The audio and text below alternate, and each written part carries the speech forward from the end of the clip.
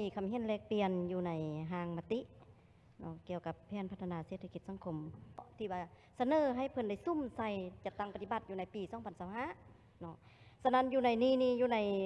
เวียกงานของเขตสังคมเพิ่นก็ได้เว้าแล้วว่าเลขที่ซุ่นเก่านี่นะและฉะนั้นอยากให้เบิ่งว่าพวกเขาจะซุ่มใส่ตัวใดแท้อยู่ในนี้แล้วมันกว้างเนาะกว้างอยากให้ใส่เพราะว่าอยู่ในเดือนเก่านี่พวกเขาจะได้เปิดสุกเหียนนักเหียนแล้วเวียกงานของเขตสังคมนี่อยากให้ใส่แจงเลยว่าจะซุ่มใส่นี่อันนึงนี่เสนอผู้แทนพวกเขาประกอบมานี่สามารถสังรวมได้แล้วว่าพวกเขามีปัญหานี่เรื่องการปะละนักเหียนเนาะอันซ่องมานี่เลยมันขู่ซ่อนเนาะบ่พอกับห้องเหียนขู่นี่ควบฮอด5ห้องฮอดควบ2ห้องนี่เป็นอันปกติ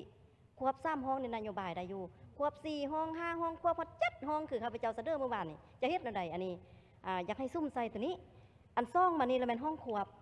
เฉพาะแต่เขตเดียวซื่อๆของเขต7นี่ก็ยัง400ห้องแล้วอันควบนี่นะฉะนั้นทั่วประเทศนี่มันมีจากห้องฉะนั้นบรรหาเข่งฮอนตัวนี้เลยอยากให้พวกเขาใส่อยู่ในมตินี้ให้เป็นฮีบฮอนเนาะในการจัดตั้งปฏิบัติเนาะละ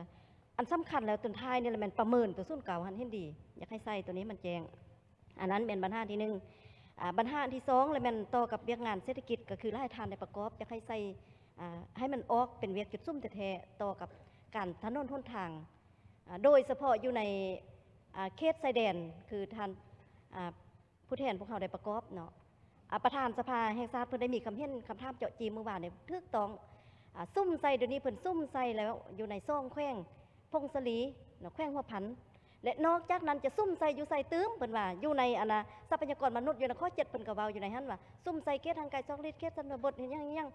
จากเส้นทางสายเรือที่มันไปแต่ละแขวงนี่นะโดยเฉพาะแขวงสยามบุรีนี่เป็นฝั่งขวาของแม่น้ำคลองขวามีแล้วถ้าขวาคาดเป็นอะไรเส้นทางคาดเป็นอะไรนะ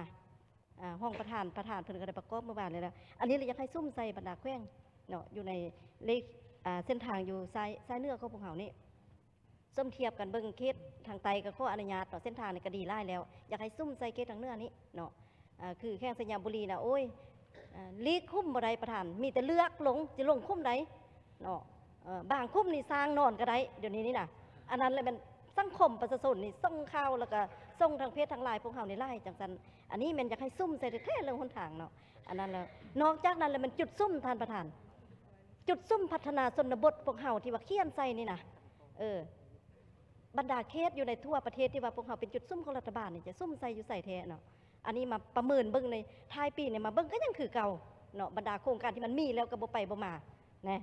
อันนั้นไล่อันนั้นข้าพเจ้าอยากให้ซุ่มใส่นั้นเนาะข้อข้าพเจ้าท่านประธาน